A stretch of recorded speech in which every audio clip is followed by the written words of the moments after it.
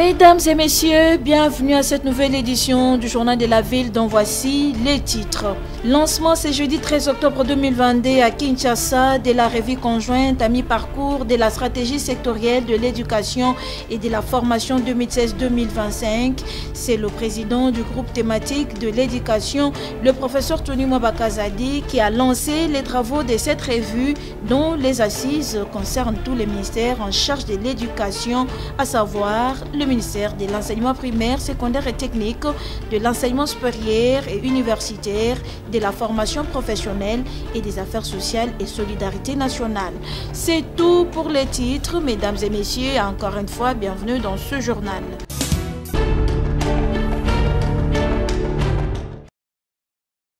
Kinshasa, jeudi 13 octobre 2022, le professeur Tony Mwabakazadi, ministre de l'enseignement primaire, secondaire et technique et président du groupe thématique de l'éducation, a donné le go des assises de la revue conjointe à mi-parcours de la stratégie sectorielle de l'éducation et de la formation à Kempeski, Congo-Fleuve-Hôtel, dans la commune de la Gombe. De ces assises qui se tiennent du 13 au 17 octobre 2022 sont attendues les recommandations claires sur la mise en œuvre des réformes sectorielles et des actions prioritaires d'ici 2025 pour le développement du système éducatif en RDC. Depuis l'adoption de la stratégie par le gouvernement, des efforts ont été accomplis et plusieurs réformes lancées dans l'optique de redynamiser les secteurs. Cependant, il n'en demeure pas moins que face à des exigences de plus en plus marquées de la société, pour une éducation de qualité et plus équitable, qui ne laisse aucun enfant de la République sur la route, les défis à relever demeurent immenses. Le défi le plus important est certes celui du financement du secteur. La politique de la gratuité, la mise en œuvre de la réforme LMD, indispensable pour moderniser notre système universitaire, la redynamisation de notre système de formation professionnelle, ainsi que l'appui nécessaire au programme d'alphabétisation, nécessitent certes des dépenses importantes, mais il s'agit de dépenses nécessaires si nous voulons véritablement mettre notre pays sur les chemins du développement.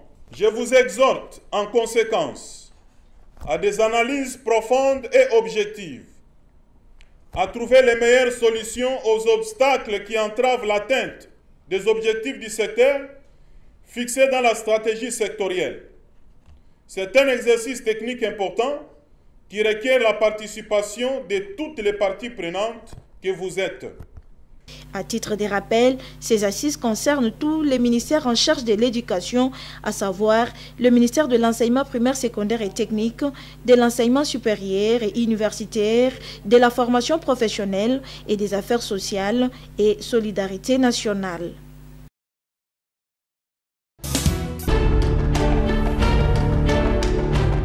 Sossat écoles, 36 centres de santé et maternité, ainsi que 5 bâtiments administratifs seront bientôt construits en province de l'Ituri par le projet de programme de développement local des 145 territoires initié par le chef de l'État, Félix Antoine Tshisekedi. Ces chiffres ont été rendus publics ce mardi au cours des lancements officiels par le gouverneur militaire de l'Ituri pour tous les territoires bénéficiaires de provinces sous état de siège. De sa part, le coordonnateur de BCCECO exécutant ce programme sollicite l'accompagnement des autorités, les couches sociales pour atteindre les objectifs assignés. C'est ici l'occasion de solliciter l'accompagnement des autorités politico, militaro-administratives et de la société civile, ainsi que les populations bénéficiaires de s'approprier ces différents projets pour la réussite de ce vaste programme.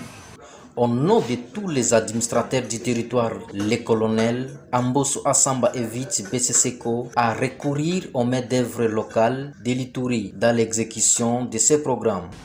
À nous, bénéficiaires de ce projet, nous leur exhortons également de recruter la main-d'œuvre locale pour aider notre jeune désœuvré à avoir des emplois, source de revenus pour eux, et leur permettre de ne pas rejoindre les groupes armés à cause de la pauvreté. En lançant le programme de développement local de 145 territoires, le gouverneur militaire de l'Ituri, le lieutenant-général Johnny Loboya Kachama, a précisé que l'objectif de ce programme est de réduire les inégalités sociales qui existent entre la population, diminuer la pauvreté et le chômage. Ensemble, nous pouvons construire nos territoires et les rendre beaux. Je vous remercie et me réjouis de nous retrouver très prochainement pour l'inauguration des ouvrages construits dans le cadre de PDL 145 territoires, tant attendu. Notons que le montant global de ce programme est d'1,660 milliard de dollars américains.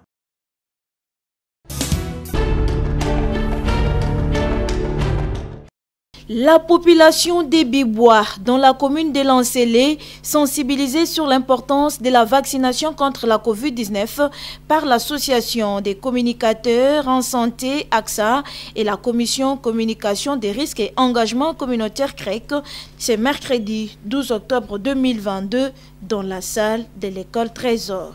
Devant les habitants des Bibois, les représentants de l'AXA et de la CREC ont eu d'abord à écouter les différentes questions et préoccupations de la population sur les vaccins, et c'est avant de les inviter à ne pas céder à la manipulation et à la désinformation sur le vaccin, mais plutôt à se faire vacciner pour se protéger et protéger les autres. Marie-Claire Fouello est présidente de la CREC. C'est dans le cadre d'une série d'émissions d'activités qu'on a planifiées donc, face à la communauté en ce qui concerne la vaccination, écouter les préoccupations et les inquiétudes des populations et y répondre. Nous avons noté que c'est surtout la peur des effets secondaires. Il ne cesse de répéter que si vous prenez les vaccins, vous vous transformez en cheval ou en mouton ou en cochon, ou bien vous pouvez mourir. Mais donc c'est vraiment la peur. Je pense que les explications, les réponses à leurs questions les a convaincus. Convaincue, la population des Bibois s'est dit prête à se faire vacciner.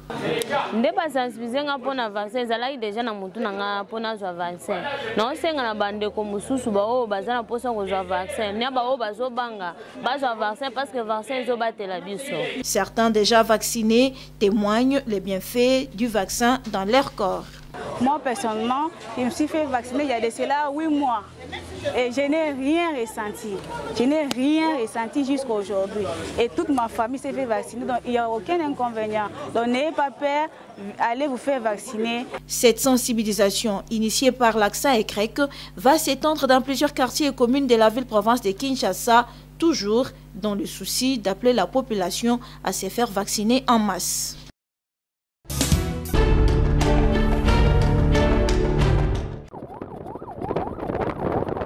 Après des faux bruits répandus par des personnes visiblement mal intentionnées faisant état de l'infiltration de la capitale par des ennemis, le commissaire provincial de la police ville de Kinshasa a effectué le lundi 10 octobre 2022 une descente au plateau de Bateke dans la commune urbano-rurale de Maluku.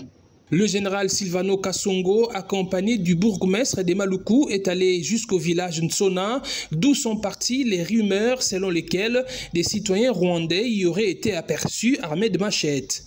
Après enquête, il s'est avéré que c'est un individu appelé Pasteur Manda, dirigeant une église appelée La Restauration, qui a répandu ces faux bruits. Toeki coup de téléphone, Pasteur Oyo a bengi SD ya mabana. Alobi koma rapide nanso tomoni ba Rwandais baye bakoti bazobengana basi bakendeki mai. SD ayaki kokoma biso tolongwe toye kolanda. Tout justement toye komona SD amati dia na moto na batu ya mboka bazokende kolakisa sikoyo kote batu ango bazalaki. Tobandi kolanda ti kolanda kuna na kote ya mai toke kokutana tomoni batu ya mboka wana mususu mboka polo. Bangonde batu bayaki mayebo bazaki na machete po mayebo bakata ngo na machete na kantine bango baza obuka mayebo bazo benga bango e bango wana batoto bemaki na bamoto oh mais bao baza bana mboka polo batongo bino bomonaki baza wapi totala yike zaki ya lokuta biso toza bateke na ebite soka linga lukelo ko zosamara kwa mutu nde salama awa po biso to kana problème te toza na kimia na ebite nde bokuti biso soki bomoni désordre awa mais biso toza na kimia mais loko wana mutabeta ngota passer za muyaka biso toza bateke. Le bourgmestre de la commune a corroboré ses propos. Bientôt,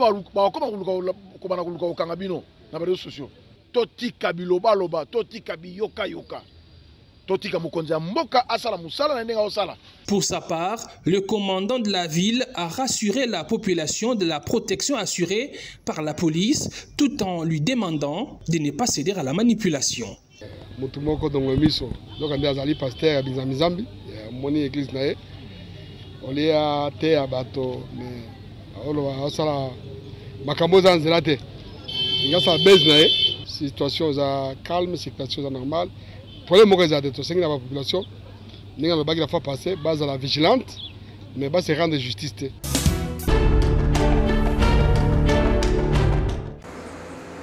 Après le dépôt de leurs lettres à la présidence dénonçant la spoliation et les constructions anarchiques sur l'espace faisant partie du domaine public de l'État affecté pour l'extension de l'hôpital de référence de Kitambo, Jean Mangalibi, coordonnateur de l'association Les Amis de la Nature et du Jardin, remercie la presse pour avoir contribué à ce que les conseils du chef de l'État puissent les recevoir à ce sujet.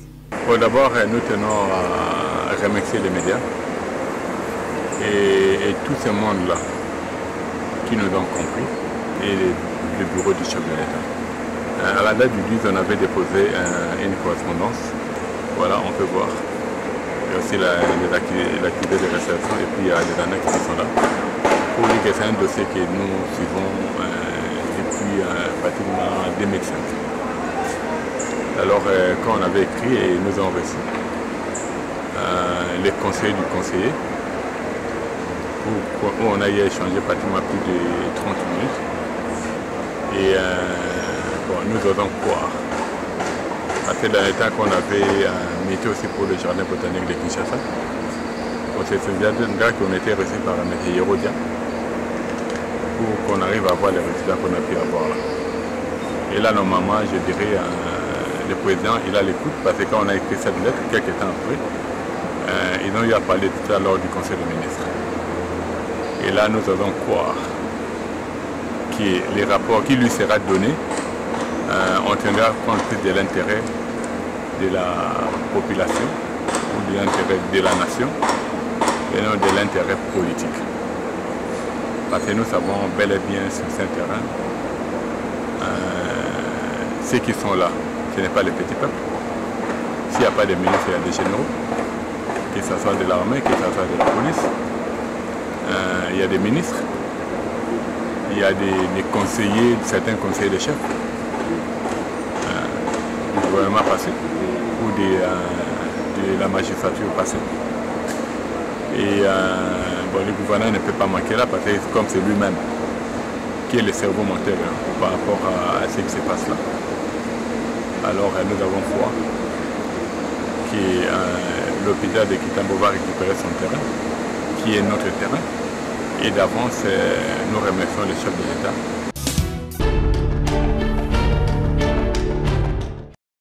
Le 13 octobre de chaque année a eu lieu la Journée mondiale de la vue, une journée instaurée pour réfléchir sur la santé des yeux. Interrogé à ce sujet, le docteur Ebanantine Aïssol nous donne l'importance des yeux dans les activités de la vie. La vue est d'une très grande importance dans la vie de quelqu'un, de chacun, parce que la vue participe à plus de 80% dans nos activités de tous les jours. C'est pourquoi nous devons tout faire pour la préserver.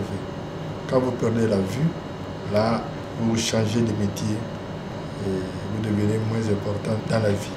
Avec des fortes chaleurs qui sévissent actuellement à Kinshasa, l'ophtalmologiste énumère quelques conséquences à s'exposer au soleil et donne en même temps les moyens de prévention. Lorsqu'on s'expose au soleil, on s'expose en fait aux conséquence des rayons ultraviolettes qui peuvent causer des brûlures au niveau de l'œil et qui entraînent des maladies telles que les ptérygions, telles que la dégénérescence de la pellicula, la petite graisse qu'on trouve à côté de l'œil, à côté de la prunelle. Et si on n'a pas beaucoup de pigments comme les albinos, alors là, on brûle directement à macula, c'est-à-dire le point central de la rétine, et la vision diminue très fortement. Si bien que pour se protéger, on demande de porter même des verres simples, mais surtout des verres fumés, des verres photosensibles et des verres anti-reflets. En ces jours où on célèbre la journée de la vue, les docteurs Ebalantine interpellent les parents d'avoir l'habitude d'examiner leurs enfants chez un spécialiste. Un enfant, vous devez l'amener chez l'ophtalmologiste au moins 3 fois. En âge préscolaire, quand l'enfant voudrait commencer ses études primaires et quand l'enfant voudrait commencer les études secondaires. Parce que la vue se développe entre 4 ans et 8 ans.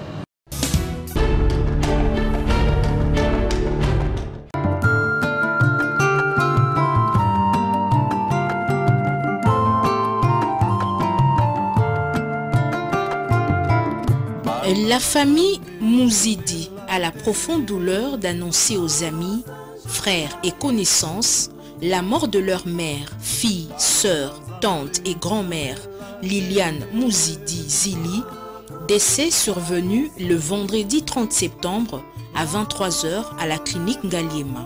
Les programmes des funérailles se présentent de la manière suivante. Vendredi 14 octobre, veillée mortuaire en la salle Assa-Neuf à Lingwala. Samedi 15 octobre, levée du corps de la morgue de l'hôpital du Cinquantenaire à 11 h, suivi de l'enterrement à la nécropole 1. Ces communiqués tient lieu de faire part.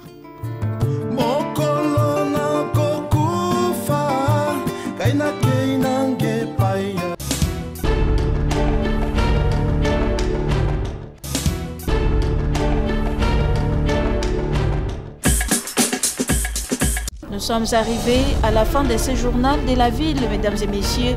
Merci de l'avoir suivi. Le prochain rendez-vous est fixé pour ce vendredi et d'ici là, portez-vous bien.